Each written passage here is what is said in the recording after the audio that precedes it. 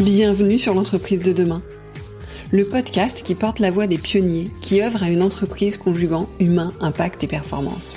Le podcast qui inspire les DRH, les dirigeants, les managers, qui leur donne envie et les clés pour agir. Je suis Delphine Zanelli, conférencière, formatrice et facilitatrice. Mon métier ?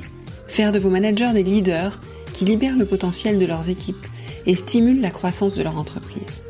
Ce podcast n'est pas un mode d'emploi. Mon ambition, ici, est de poser les vrais sujets, ceux qui vous questionnent au quotidien, de les aborder avec des profils d'invités variés, d'apporter un regard nuancé et de proposer des clés d'action très concrètes. Libre à vous d'y piocher ce qui vous inspire et qui fait écho avec les problématiques que vous rencontrez dans le contexte de votre entreprise, pour faire de vos managers des leaders ou devenir le leader que vous voulez être.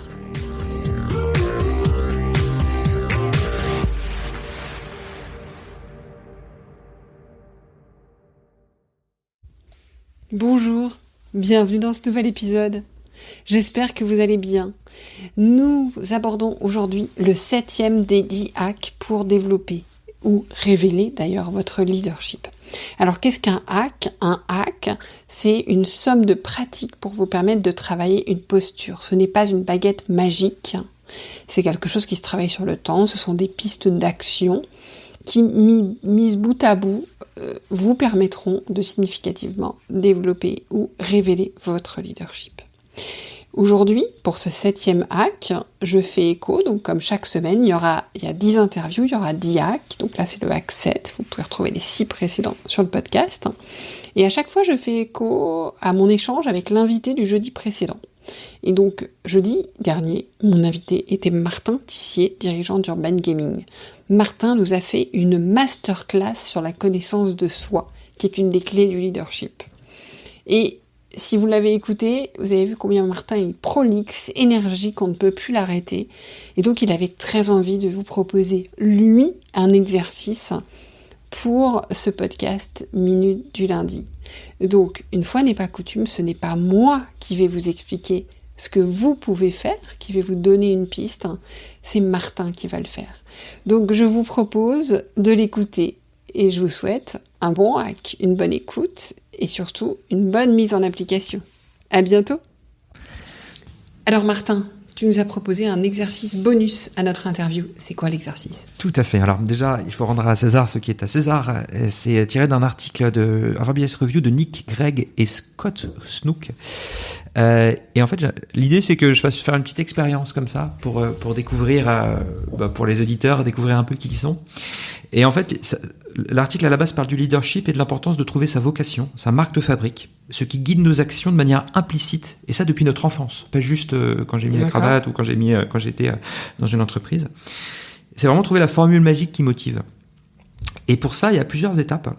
La première étape, c'est de lister dans toutes les sphères de la vie, personnelle, professionnelle, dans l'enfance, dans les passions, les choses qui ont contribué à notre épanouissement, ces moments où vous étiez pleinement vous étiez vraiment en zone de kiff. Et du coup, en fait, l'idée, c'est qu'une fois que j'ai fait cet exercice-là, d'essayer de le traduire en quelques mots hyper catchy et qui vous parlent à vous. Et dans l'article, j'aime bien, il donne beaucoup d'exemples. Par exemple, pour une colonelle à la retraite qui ne retrouve pas de travail et se retrouve mère au foyer, sa petite phrase, c'est « être la clé de la réussite avec douceur, discrétion et ardeur ». Pour un passionné de films de karaté qui avait de cesse de réparer des situations complexes, c'est être le maître Wuxia, sauveur du royaume. Ça peut être par exemple pour des gens qui sont un peu dans la critique constructive, c'est être le Dr House d'un sujet. Il y a vraiment la notion de cette petite phrase inspirante qui me catch et qui me drive et qui me rappelle qui je suis profondément.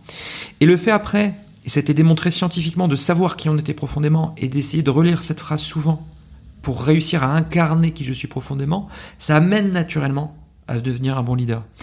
Et moi, pour la part, en faisant cet exercice-là, j'ai repensé à Nuit culottée, une émission que j'adore, avec des gens qui partent à la rencontre de l'inconnu avec bienveillance, avec créativité, etc. Et ma petite phrase, c'est Nuit culottée de l'entrepreneuriat, avec en filigrane, explorer avec passion, fun et bienveillance. Et je m'étais recréé le petit logo comme ça de l'émission, et je l'avais mis, à l'époque on avait Trello, je l'avais regardé régulièrement. Et je trouve ça assez intéressant et assez facile à faire, en fait. Et c'est un exercice où, en fait, je suis dans la profonde créativité parce que j'ai réfléchi à qui j'étais quand j'étais bien c'est un exercice qui fait du bien, en plus d'être un exercice qui peut aider à mieux incarner son leadership. L'article que tu cites, on peut le retrouver quelque part?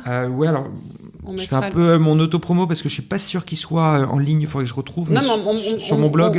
On mettra le lien vers ton blog. Carrément. Merci Martin. Merci Delphine.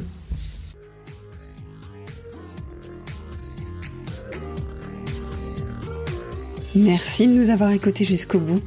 C'est sans doute que l'épisode vous a plu. Merci alors de le partager à 2 personnes autour de vous et de mettre une note et un commentaire sur Apple Podcast ou Spotify. C'est ce qui nous fait ressortir dans les classements, permet au podcast de grandir, de profiter au plus grand monde, et puis ça m'encourage aussi. Et si ce n'est pas encore fait, abonnez-vous à la page L'entreprise de demain de LinkedIn pour ne rien manquer de l'actualité du podcast.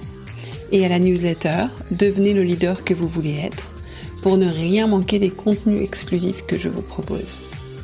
Et puis, si vous avez besoin d'accompagnement dans le développement de votre leadership ou de celui de vos managers, ou si vous cherchez la prochaine conférence qui inspirera vos managers, écrivez-moi, j'interviendrai avec plaisir. Je prends toujours grand soin de mes auditeurs et auditrices. J'adore travailler avec vous. Merci encore pour votre écoute et à la semaine prochaine.